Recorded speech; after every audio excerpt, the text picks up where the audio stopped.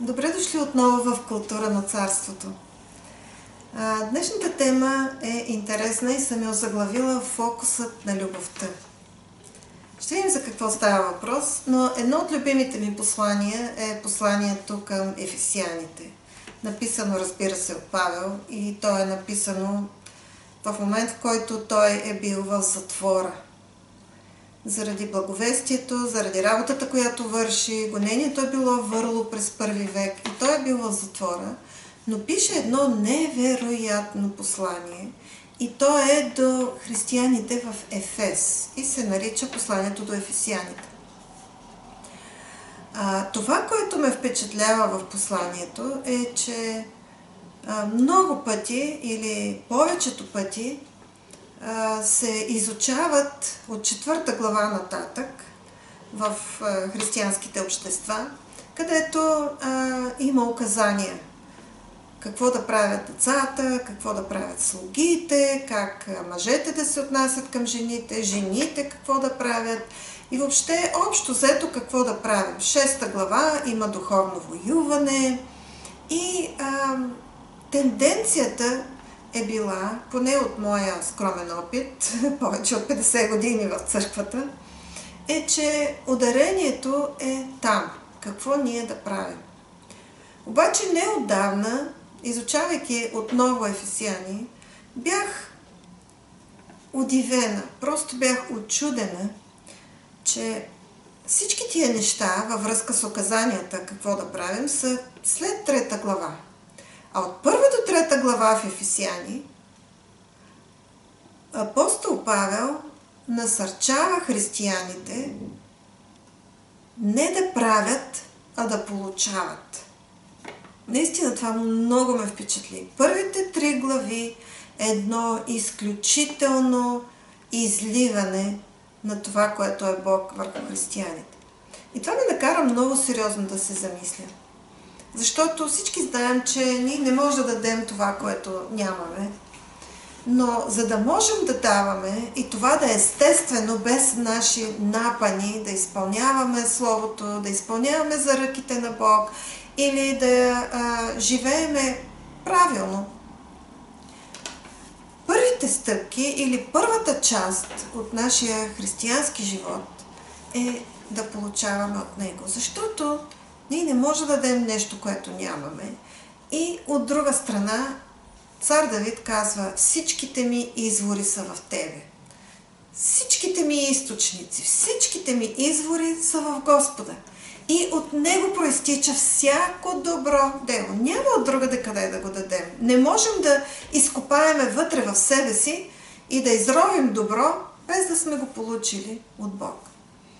Освен това, ме впечатли и факта, че в първите 3 глави, когато Павел говори какво Бог ни дава, когато отидем при Него, какво има ние да получаваме, преди да започнем да даваме, вълнението му е толкова голямо, че той почти всяка важна дума е подсилва с друга дума, с един някакъв силен епитет. Например, няма да каже Неговата благодат, а богатството на Неговата благодат. Няма да каже благословение, а ще каже изобилно благословение. Въобще една такава подгряваща дума Павел намира, за да сложи огромен акцент върху това, което е Бог. И изучавайки посланието към ефесяните, точно с това предвид, тук с моята група започнахме да разглеждаме стих по стих. Един от любимите ми преводи е Меседж. Не, че не чета други преводи, чета и превода на български, и други английски, и King James, разбира се, и сравнявам, но ще ви кажа нещо за превода на Меседж, което прочетох. Този, който е превел Меседж, още в края на миналия век, се казва Питър Юджин.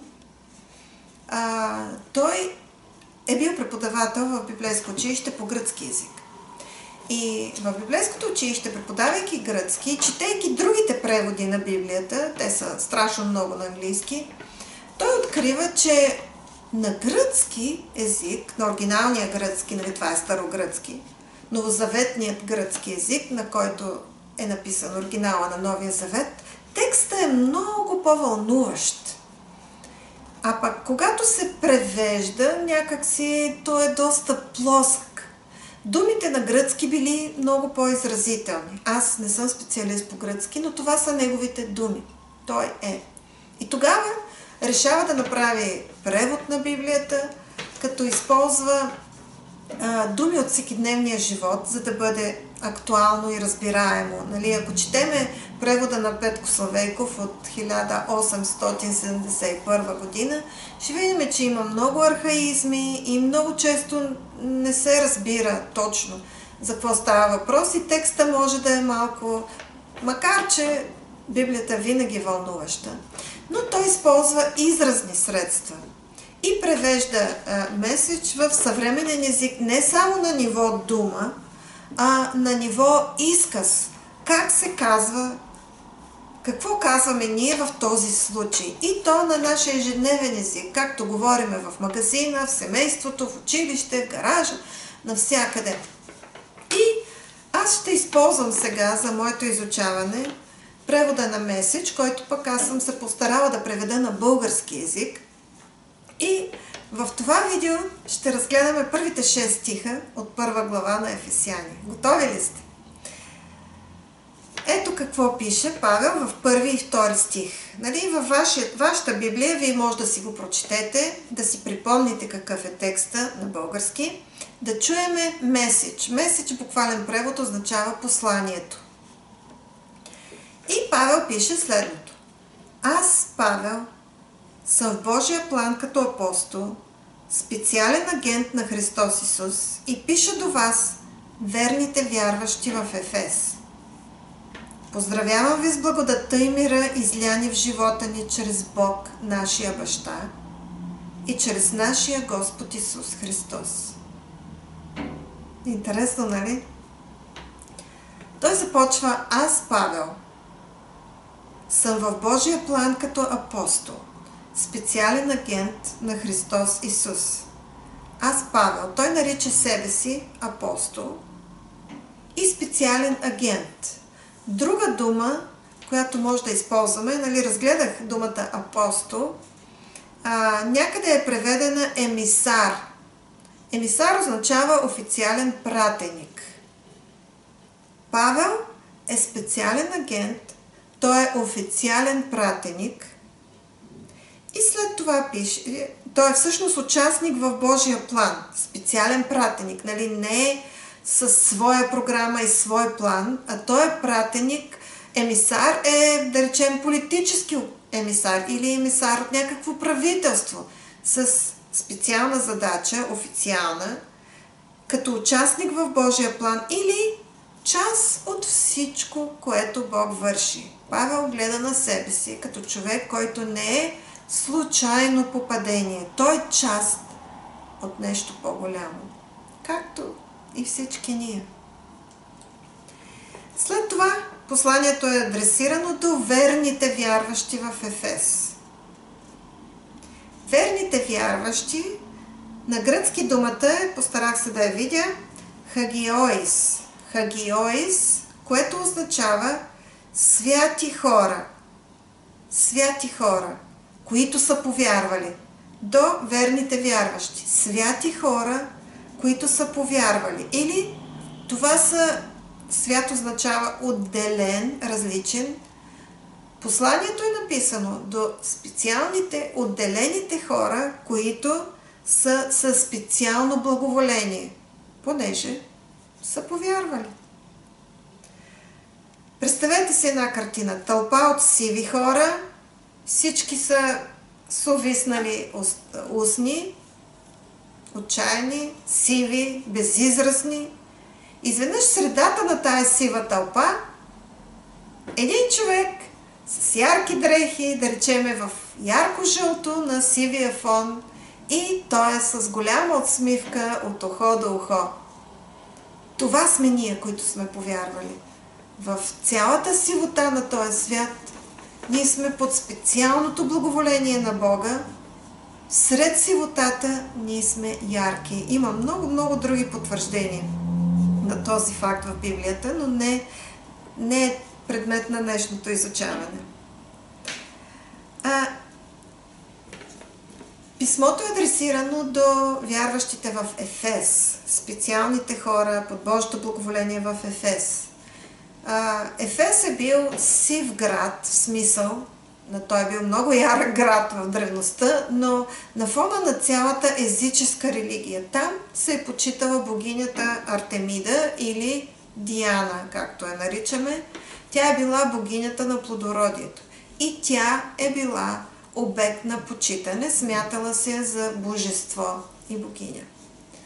И понеже затънали в физическите си практики, Павел среща хора, които повярват и след това образуват общество от светии и вярващи, и той пише до тях, които са всъщност яркостта или светлината в този град за Божието царство. И поздрава му е интересен. Благодат и мир. Почти всички послания на Павел започват и завършват с този поздрав. Благодат и мир. Незаслужена милост, това е поздрава му. Или дар на Божията доброта. И мир, което е следствие от това, че си приел Божията доброта. Или благодат означава Бог те приема такъв какъвто си, без да те укорява. Ела такъв какъвто си, без да се променяш. Той ще те промени. Само повярвай, че Той е добър и че те обича. Следствието, което е мир. Съвестта ти се успокоява, ти вече си приета. Но интересно е, че Павел пише: поздравявам ви с благодатта и мира, изляни в живота ни чрез Бог, нашия баща, и чрез нашия Господ Исус Христос. Благодатта и мира, те вече са тяхно притежание. Просто поради факта, че са повярвали. Те вече ги имат. Ние вече сме ги получили при идването при Него, при Господ Исус. В момента, в който ние идваме при Него, Той ни дава право да се наричаме Божии синове. И сме получили благодат и мир. Без благодат ние не можем да се спасим. Без Неговата доброта няма как да влезем в Божието царство. Но, когато сме отишли и сме казали да на Исус, ние сме ги получили вече. В това получаване, в това изливане в живота ни на благодатта и мира участват и нашия баща, и нашия Господ Исус. И Бог Отец, и Господ Исус, Месията. Разбирате ли? В това участват и двамата агенти на Божия план, тези, които са съставили Божия план, и ги нарича нашия. И два пъти. И за Бог Отец нашия, и за Исус Христос нашия. Два пъти, че Бог е личен баща, личен Господ, личен Месия. И благодатта и мира са изляни. Вижте тая дума колко е цветиста и колко е ярка. Изляни. Не просто дадени, а те са изляни. Представете си, с щедрост, с желание, с изобилие, като водопад. При новорождението, при приемането на Господ Исус, ние сме получили толкова много, без да си даваме сметка. Време да си дадем сметка и да го пуснем в действие в живота ни, да му се зарадваме, да го оценим. Продължавам с стих от 3 до 6 от 1 глава на Ефесяни. Колко благословен е Бог и какво благословение е! Той е баща на нашия Господ Исус Христос и ни завежда на високите места на благословение в Него. Дълго преди да постави основите на земята, Той е имал нас предвид и ни е поставил във фокуса на своята любов, да бъдем завършени и святи чрез Неговата любов. Много, много отдавна Той е решил да ни осинови в семейството си чрез Исус Христос. С какво удоволствие Той планира всичко това. Искал е да участваме в празнуването на Неговото щедро раздаване на дарове чрез ръката на възлюбения Му Син. Вау! Какъв водопад! Дайте да го поразгледаме малко по-отблизо. какво е това, което се е изляло върху нас и какво е това, което продължава да се излива от Божията ръка, чрез Неговата благодат. Какъв е този водопад? Бог е благословен и е за благословение за нас. Благословен Бог означава издигнат, свят, прославен, единствен, уникален. Той е самия благословен. Но не само, че е благословен, завършен, цялостен, пълноценен, безупречен, уникален. Защо му се покланяме? Защото Той е съвършен и свят. Затова се покланяме само на Него. Но, освен, че Той самия е благословен, Той е и благословение. Благословение за нас означава специално благоволение или дар от Бога, който носи щастие. Това е благословение. Той е баща на нашия Господ и наш баща. И ни води в високите места на благословение в Него, т.е. в Христос. Благословение, думата благословение на гръцки означава еологитос. Т.е. така е думата на гръцки. Но потърсих я в речника на Мериам Уебстър. Това е най-пълния, най-големия, смята се за най-точния речник въобще в човешкия език, Мериам Уебстър, и преведах думата благословение. Има две значения. Едното е акти или думи, които благославят. Това наричаме ние благословение. Но другото значение е нещо, което води към щастие и добър живот. Бог е благословение. Той е щастие и добър живот, но Той е благословение за нас. Или Той ни води към щастие и добър живот. Това е значението на думата благословение. Само някой да го повярва. И Той ни води в високи места на благословение. Българският превод е води ни във всяко благословение в небесни места. Тоест, както са благословени тези, които са в Христос на небето, така сме благословени и тези, които сме в Христос на земята. Благословенията ни са в високи места. Те не идват от земята, те идват отгоре, от небето. В 4 стих се казва, че дълго преди да постави основите на земята или те да бъдат положени, Той вижда нас. Вау!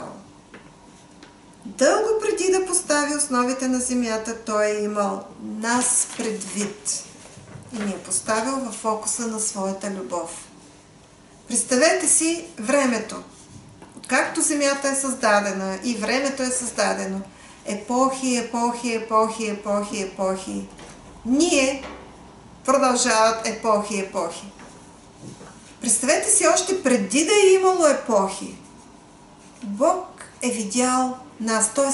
съставя един план, като има и нас предвид. След епохи, епохи, епохи, хоп, едно малко човече, което сме аз или ти, в пространството, във времето, на точното място, на точното време и продължават епохи, епохи. Но Той създава своя план, който е добър план за спасение на земята и ние сме там, включени в Неговия предварителен план, дълго преди земята да е била основана. Дълго преди да е имало изобщо земя и небе. Можете ли да си представите? Имал е нас предвид. Поставени във времето и в мястото. Ние не сме случайно родени тук. Не сме случайно родени сега. Ние сме поставени в Божия план, който е замислен отдавна. И целият Стар Завет, от сътворението до идването на Исус, върви точно следвайки Неговия план, без никакво отклонение. На точното време се случват точните неща. Раждат се точните хора. Уникално. Той е имал нас предвид. Малкото човече от България ни е поставил в тази страна и ни е поставил точно в този век, и в това време, и в тази епоха. Някой е казал, че шансът да се родим на тая земя, изчислил по някакъв начин, е 400 трилиона на едно. Ти не си случайен. Шансът да се родиш ти, изобщо да имаш живот, е 400 трилиона на едно. Това ако не е благоволение, това ако не е специално избиране, аз не знам как по друг начин да го нарека.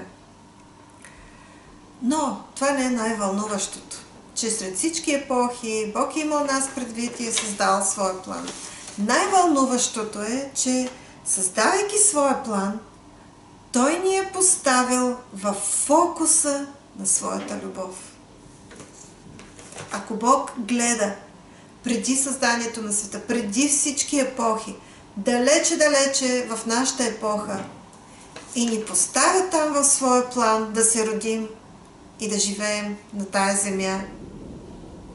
Но когато съставя този план, Той ни поставя в фокуса на своята любов. Къде отива предопределението, че някои са предопределени и родени с такива гени да бъдат добри, някои са родени да бъдат лоши, съдбата, писалката е подредила живота ни и ние не можем да избегнем от съдбата си. И за някой е добра, за някой е лоша. Няма такова нещо. Всяко човешко същество е предопределено или е замислено да бъде поставено в фокуса на Неговата любов. Не от сега, откакто свят светува. Уникално. Защо ни поставя в фокуса на своята любов? Каква е целта на Неговия план? Ето вижте. Да бъдем завършени и святи. Да бъдем завършени, цялостни и да бъдем святи. Как? Да участваме в празнуването на Неговото щедро раздаване на дарове чрез ръката на възлюбения му син. Да участваме или да бъдем завършени и святи, както нашия превод казва, святи хагиос, разгледахме тая дума, означава отделени за Него. Ние сме в фокуса на Неговата любов, за да бъдем отделни, отделени за Него, т.е. святи, различни. И другата дума завършени е амомос на гръцки. Амомос, която означава, да, завършени, цялостни, безупречни. Той ни поставя в фокуса на своята любов, за да бъдем отделени, завършени и безупречни. Това иска Неговата любов. И така Той ни вижда през кръвта на Исус. И това прави Той, прави ни святи или отделни или различни, чрез любовта си.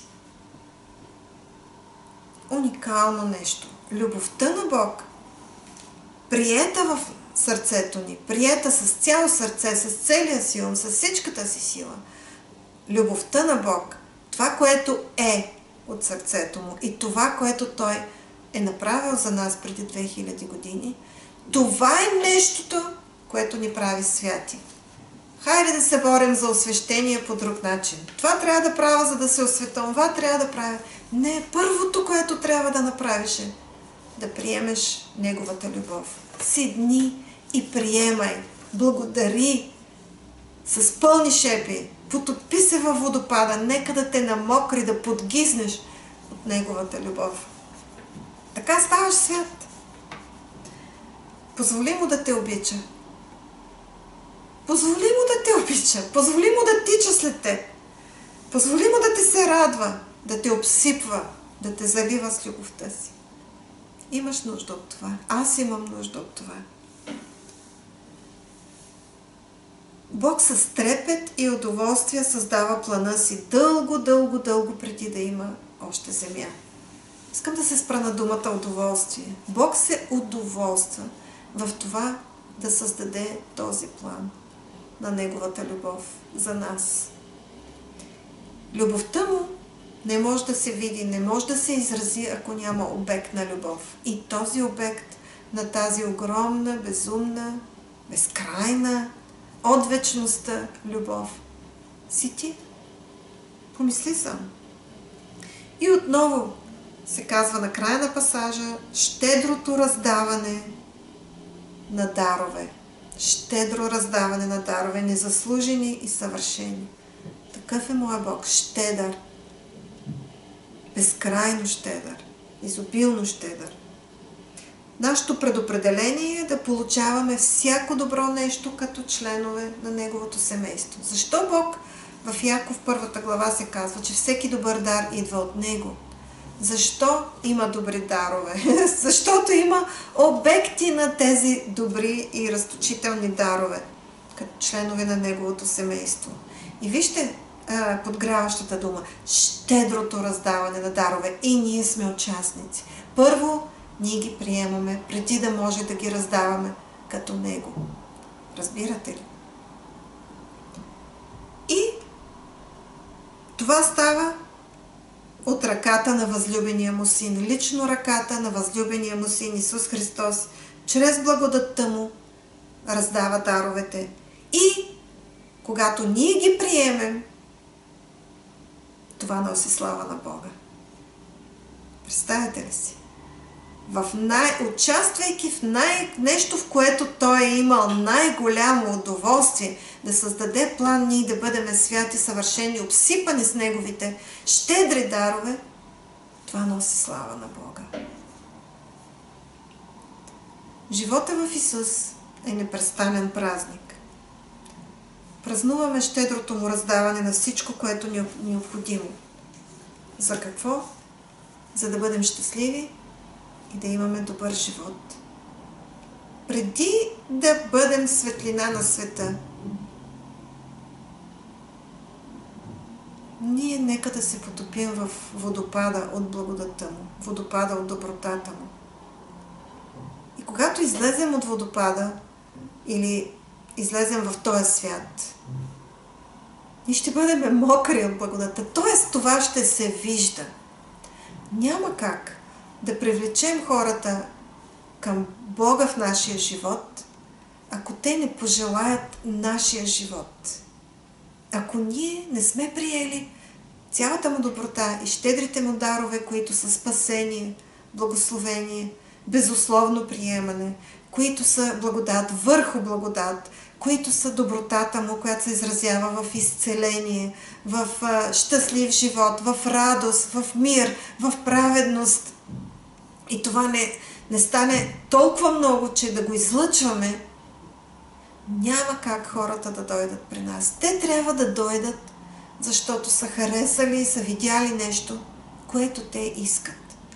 А щом Бог е измислил този план, Той така е създал човека, че в него има вакуум точно за това, което е Бог. Така беше, така и с нас, които сме повярвали. Той идва и запълва този вакуум от радост, от щастие, от вътрешен мир, от приемане, вместо отхвърляне, задоволяване на емоционалните ни нужди, изцеление и всичко останало. За днеска толкова. Няма да ви отекчавам с дълго послание. В следващото видео смятам да продължа от 7 до 10 стих, които са точно толкова и още по-вълнуващи. Просто до края на 3 глава е уникум. Но за днеска толкова. Благославям ви. Бъдете реципиенти, или как е българска дума, получатели на това огромно благословение, което строи от Бога. Не изпускайте нищо. Благославям ви да бъдете здрави, да живеете в здраве, в изцеление. В едно предишно видео говорих за изцелението и беше за мен много вълнуващо, защото когато започнах да се моля по този начин за свои близки хора, които зле страдат, нещата започнаха веднага да се случват. И аз вярвам, че това, което Бог е започнал, ще го доведе до края. Живота с Исус е вълнуващ. Не го пропускай. До следващото видео.